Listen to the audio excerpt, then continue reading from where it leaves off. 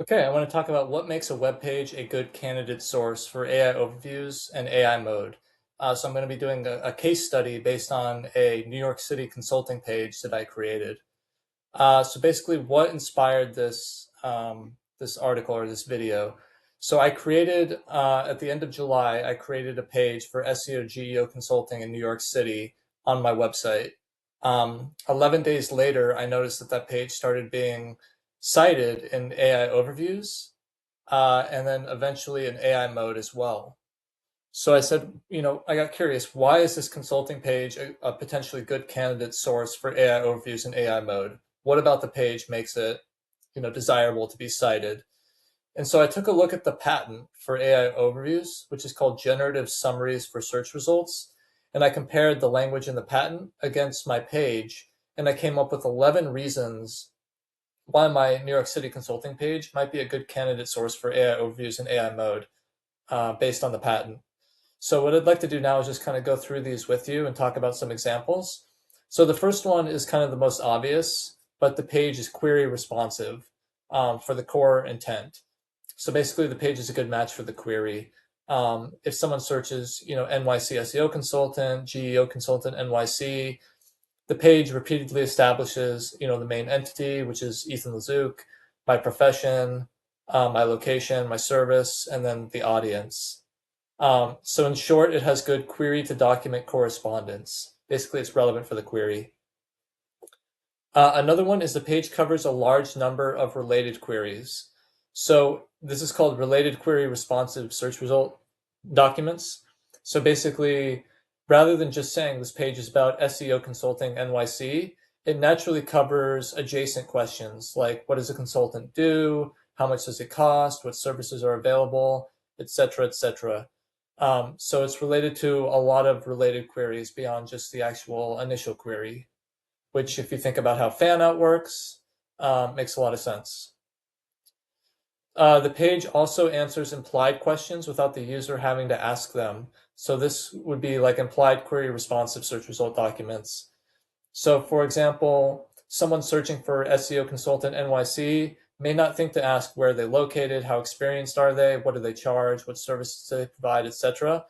But my page naturally answers all of those ancillary questions, getting at the literal query, but also the latent information needs behind the query, the broader informational needs.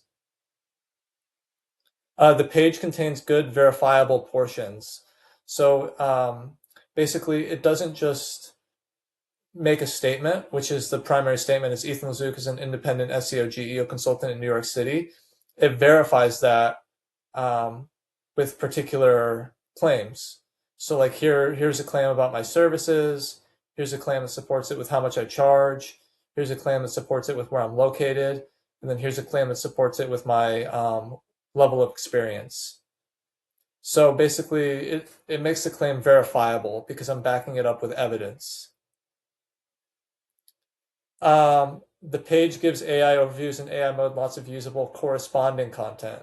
So this is corresponding content from selected search result documents. Basically, it gives a lot of clean material to work with. I don't simply say like, I'm the best SEO agency in New York, contact me. I explain who I am, what I do, my philosophy, my services, my pricing. You'll see a lot of like similarity between a lot of these takeaways, but they are individually unique also based on the patent. But basically the page has high answer component utility is a way to think about it. The page sections map naturally to different answer portions. So different portions can be supported or verified by different documents according to the AIO patent. So my page, my New York City consulting page, naturally breaks into conceptual units. It talks about my identity, my location, my expertise, my services, my pricing, my differentiation, my methodology, and then it also has local relevance as well. So for your own content, think about your structure and how well you evidence different conceptual units. Since it's a local intent query, the page has strong locality information. So it gives like precise geographic information. It mentions I'm in New York City, but it also mentions I'm specifically in Northeast Midtown, that I'm east of Central Park, that's in Manhattan, and that I serve the surrounding boroughs. So it adds a lot of locality information. The page also gives AI overviews and AI mode information that could support what's called trustworthiness related selection. So the AIO patent says query independent measures can include popularity, recency, but also trustworthiness. So my page has indications of trustworthiness, which are like an identifiable individual, first person biography, stated professional history, years of experience, transparent pricing, stated methodology, some others, explicit ethical principles, which I talk about on the page. Note that like the patent doesn't say that these traits equal trustworthiness necessarily, so I wouldn't treat this as like a checklist, but it's more about having credibility related information on your page. The surrounding site provides relevant documents for related information needs. This basically just comes down to internal linking to related pages. So in essence, I link to like my strategies page, I link to specific services pages, basically creating a semantic hub where the page itself establishes the consultant service entity, and then I link into deeper content relevant to specific branches of the user's information need. So basically just good internal linking, hub and spoke type of model.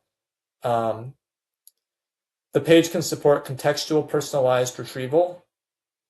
So basically this has to do with like the called user dependent measures, but basically the journey that a user would take.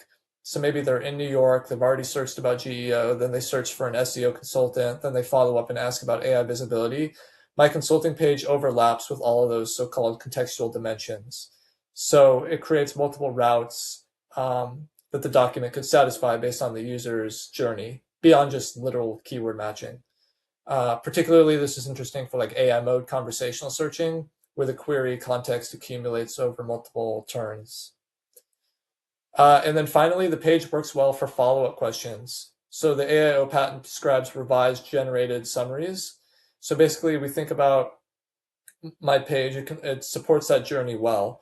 So a user might begin with like, who are some SEO consultants in New York? Which ones understand GEO? What does Ethan Lezook charge? Does he do e-commerce? What is his approach to AI visibility? So sort of this multi-turn journey with these follow-up questions. They don't need to go to multiple pages to find the answer. All of that information is listed on one page. So if we talk about kind of key takeaways and summing that up, it was query responsiveness, where the page is relevant to the query. It was related or implied query coverage, so it's related to like adjacent queries around pricing, services, experience, location, methodology, and trust. It has verifiable factual passages, so the page makes claims and then supports those claims. In this localized context, it had locality, so it mentioned my precise location. And then it had so-called citation utility. So many of the passages could serve as a source behind an individual sentence or portion of a generated answer. So in short, a good candidate source isn't merely a page that's relevant to the query. It's useful material for constructing, substantiating, and extending an answer. That said, I also took a people-first approach to this page. So I did not look at my competitors at all. I didn't, research other NYC SEO GEO consultants and say, what are they talking about? I literally just took a blank page and I said, what is the information that I think my potential clients need to understand? And then that's how I created the page. So I call this an 11x content approach. I have other videos kind of discussing that in detail, as well as blog articles. But yeah, so this was kind of like what makes a web page a good candidate source for AI overviews in AI mode, a little bit of a case study. I appreciate your time. And if you have any questions, feel free to leave a comment. Peace.